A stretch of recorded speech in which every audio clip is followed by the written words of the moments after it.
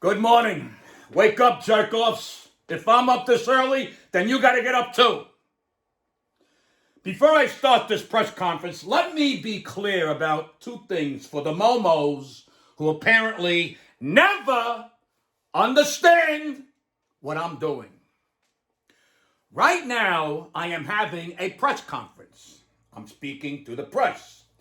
On game days, I'm in the locker room speaking to the team. Gabish? Good. Secondly, as a reminder of who I am, in 1964, Wellington Mara hired me in the lifetime position of Grand Poobah of football operation for the New York Football Giants. I am not the coach, and I can only make front office suggestions, but I can never be fired.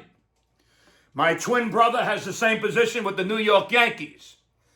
Am I crystal clear? Oh, and did I order a code red yesterday? You're damn straight I did! Okay. Let's begin this press conference. See the mic? Here are my thoughts on that Jet game last Sunday. Do you know how sometimes you take a shit and then you wipe and there's some blood on the toilet paper and you're horrified that there may be blood in your stool or you may have cut yourself somewhere up in your asshole and you start to get scared and nervous and you pray it's just a paper cut or some bullshit that's not important thing? Well, that's what last Sunday's game was. It was like wiping your ass and finding blood. Print that! Sunday's game against the Jets was very difficult for me and for pretty much everyone else in the organization and all the fans. You know what that game was? Take 2 walnuts, put them on concrete, then take a sledgehammer and smash those 2 nuts. It's that simple. That game was the worst nut crunching possible. Nothing more, nothing less. Here's the problem in a nutshell. Pun not intended.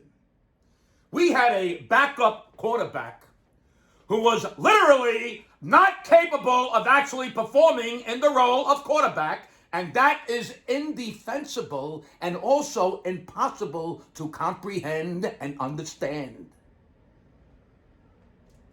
I get that we could not afford to make a mistake, but we also never even tried a play action pass when the Jets knew the run was coming. And we tried a wildcat formation one time. If we aren't going to throw, then how do we not go wildcat? No, we played the feral cat formation. That's where you sit there and lick your own nuts and ass with that rear leg sticking straight up because you can.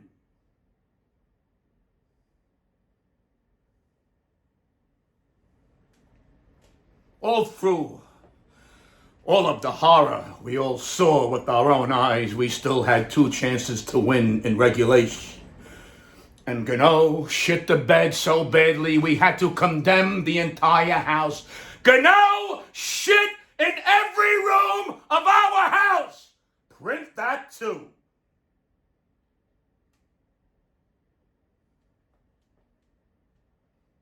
The defense did everything it could for 59 minutes and 36 seconds. It's a damn shame we couldn't clamp it down for the last 24 fucking seconds. And should we have gone for the points or should we have run on 4th and 1 at the end?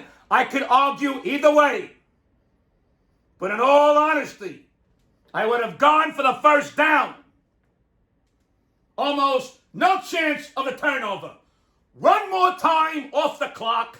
Jets start a little deeper with a little less time and no timeouts. And if we make the 1-yard first down, the game is over. Shoulda, woulda, coulda, mudda, fada, campronata. It's fucking over, Johnny!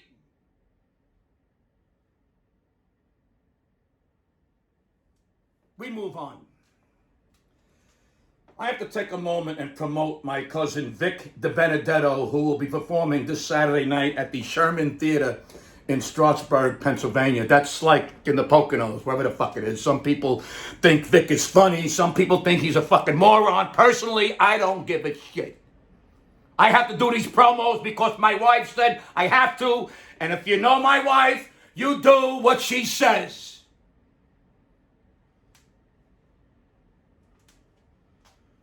Moving on. We have an injury report. You all saw the game last week. There were more injuries than when a train derails. And here they are. Stone has an infected, rotting poontang. De Niro developed an atomic corn bomb in the swamp hole. Pesci broke his hog salami while slapping the one-eyed monkey. Woods has a leaking cum blaster which is spackling his ass shut, and we just can't have that. Can't have it. Rickles got the Arkansas knuckleballs from a punch to the meat sack. King somehow developed a dripping donkey doorknob. Pollock has a Mississippi meat hook. Jones is suffering from the greasy queefs. Smothers has a sprained neck from being dragon blasted. And lastly, Vincent tore his taint flaps and now has a walking boot on his sphincter.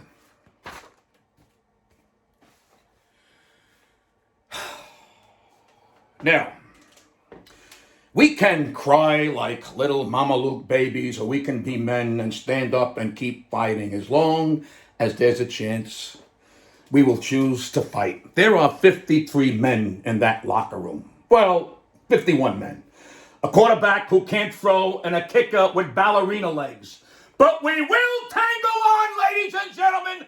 That I can promise you. We play the Raiders this Sunday. Personally, I don't give two flying fucks who we play. If we play well, we will win. We are 2 games back of the wild card spot. Literally. 2 games out with 9 to play. You don't tank for the draft. You don't draft for the tank. And you never give up and you never surrender. You stand up and you fight. We are still in it. And that's just a fucking fact, you dick-faced shit fuckers. And that's that. I gotta go be with my team. I'm meeting with Dable and Schoen later. I have one question for each. I want to ask Schoen, how do you put a quarterback on the roster who can't throw a fucking pass in a game situation? And I want to ask Dable, how do you not make your backup quarterback play in full pads against your starting defense in practice to see if he can actually play in a game? Other than that, everything was great. Good day. I gotta go. See you later, suckers. Let's go, Big Blue. There's still gas in the tank, no matter what anybody says.